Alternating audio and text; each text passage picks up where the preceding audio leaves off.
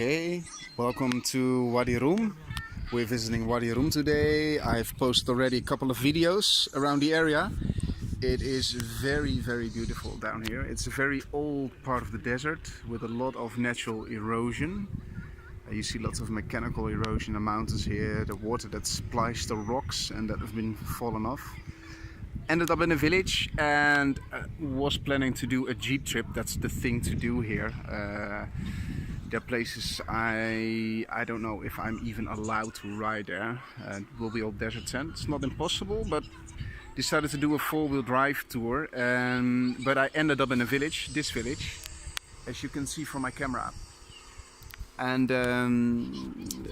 ended up asking for a jeep trip, and all of a sudden they say, well, my brother can do it, and that's the driver, that's Mohammed, and he gave me the jeep trip today. So these two brothers, there are four brothers in the family, and they just helped me out having this wonderful trip, as you can see in my previous video that's been posted today. And after that they even offered me the possibility to stay in their house, so I'm going to show you around the house.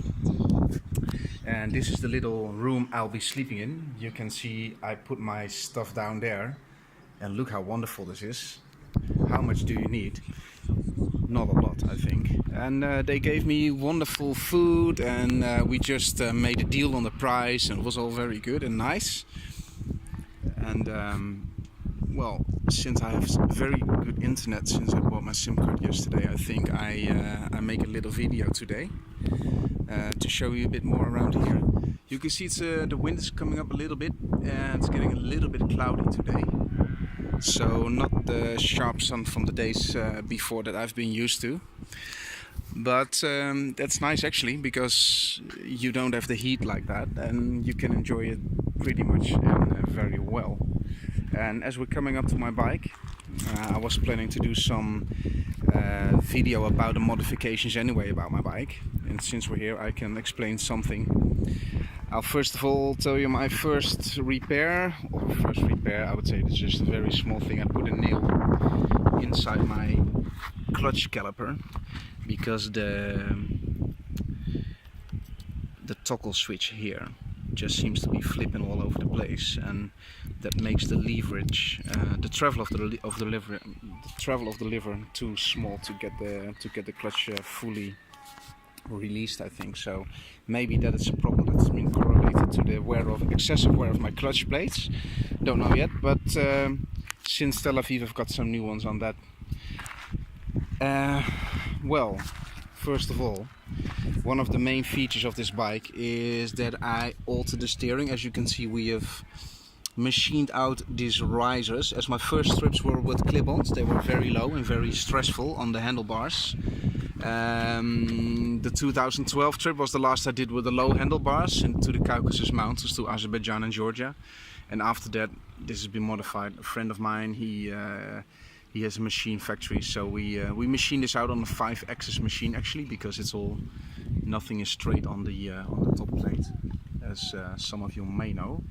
Well, and since we're in this area, you can see the pumps of the clutch and the brake. They are modified. They're from a 1098, and so they're very modified.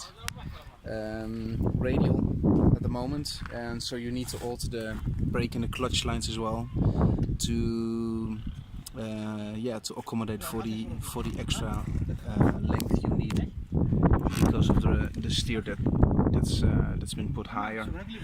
One of the very big modifications on my bike, as you can see here, I put in 2 radiators instead of 1, just because when you're doing dirt roads, as you can see maybe on the cylinder head, there's a lot of dirt clogging up your radiator usually. That is really compromising the amount of cooling you can get out of your bike. So what I did is I took 2 of these little radiators. They come from a type of Aprilia, and with big fans behind it. So I can also manually switch on the ventilators just with the switch on the steering wheel. Because normally the computer just switches on the ventilators at about 100 degrees, and it's a little bit too late. I think when you're in hot countries or riding into Istanbul, for example, or Tehran, or I don't know, any big place, or Cairo, I can imagine it's quite hot. I can anticipate by switching them on when I see a bunch of traffic lights are coming up. I don't have to wait till the computer switches on at 100 degrees. I can just switch it on, anticipating on what is coming. Otherwise, because the low temperature gradient, you would not be able to get rid of the excessive heat you've been building up already before that. And on top of that, I've drilled the holes in the fairing, which are not standard, and I think meanwhile very recognizable for my bike. As a lot of you probably have seen this in many pictures before. This is just a new set of fairings. I'm always using the 916 996 with the hole in here, because the ventilators are easier in putting out all the heat through this gap. It's more effective. Also modified the protection, the fall protection to protect the radiators in case it tips over. That's something very important too, because you end up welding them a lot of times. Usually it's a bike that very easily tips over on the side stand, so when kids are playing with it you have to be wary. Now we're in this area. You can see the food pack. Very cheap modification. I'm not doing up to the 300 euros fancy mounting kits for this kind of stuff.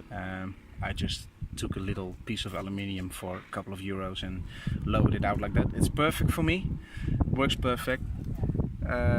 My chassis has been broken here before in a trip in 2012 in Georgia, after going to Azerbaijan and hitting some holes very hard, and the mass of the rear package really crunched the frame a couple of times and it just sheared off at 4 places. It was basically 2 bikes at that moment. We made emergency repair for that, welded it, but after I went home we put in new bars here and here, and actually Nico Bakker, a very famous chassis builder from the Netherlands, he helped me with that, and we welded in an extra plate to just to spread out the pressure a little bit, and also this extra tube in here just to spread the tension on a wider area of the frame, and it really works well. And also after that we modified the spring in here, which is usually 75 Nm per centimeter, it's now 85, and that avoids me from bottoming out because of the big mass. And if you hit a hole very hard, it will bottom out, and once it's bottomed out, all the stress will come from the subframe and will be stressed on this part of the main frame. So also by putting this high this strong spring in, you'll avoid bottoming out and protecting the frame as well. So that's a couple of more modifications. Walking around the bike, I'll be just covering all the items. See, here you can see an extra big cooling radiator, which is not standard. Usually it's the poured aluminium one, which is very hard to weld in case you break it down. So we mounted one out of a steel. In case of an emergency, I would be able more easily to repair that one. And I can shortcut it out as well. I have a connector between the lines in case I hit it very hard. Go around this side a little bit.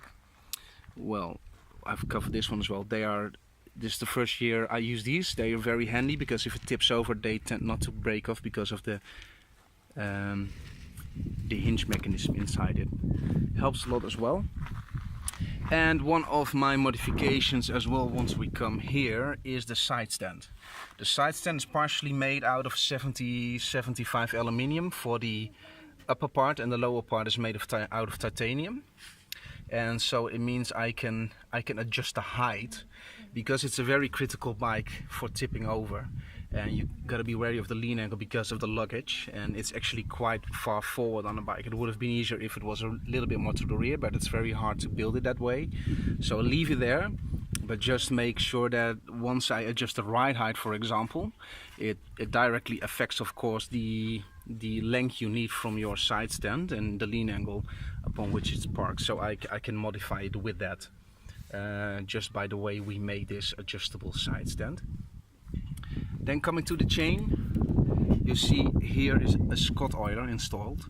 It saves me a lot of hassle. It's working absolutely perfect. It's a system that just leads down like 1 drop of oil every second on your chain, and I don't have to be looking any after this. It's very good for the chain. I always got sponsored by Tsubaki for my chains, and they hold really well. And the last one I used in my last trip after 30,000 k was actually still well within its wear limits, which is very good because it's been used a lot and also on bad roads with a lot of dirt. So I think the system really works well for me. To use a Scott oiler saves me a lot of time as well. The bar here is not original. You can see the ride height bar. It's just something we made in Kazakhstan after a dirt road. The old aluminium one was bended, and it's just not strong enough to hold the pressure. So I always decided just to leave this one out. It's a little bit of a memory too to the day that happened and the emergency repair we made there. So coming around the back, we see the luggage rack. And this one over the year has evolved dramatically, because when I bought it, it was only basically this part without any of the sub part here that's been welding in since this year.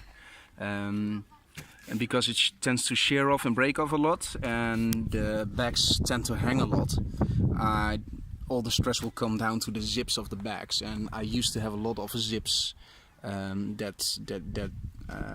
that broke by the tension that was put on it by the bags over the time. So after 1 or 2 month ride, I would need to repair my zips, and that's always a problem with these bags because they're not brilliant, the zips.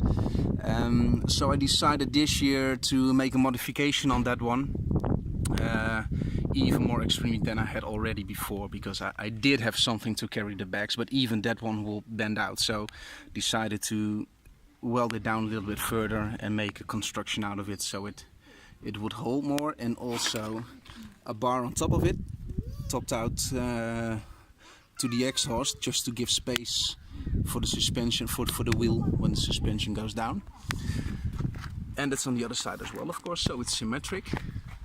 And one of the things also is a modification, just a way for me to install my GPS, which makes it easy because I've got the steering here now. This is the way I hold my GPS, and it all works out fine. Steering damper is just one from Siberia because the old one was worn out, and this one was just out of a cheap aftermarket shop, but it holds all really well. And so far I think I'm quite done with the modifications I've done so far on my bike.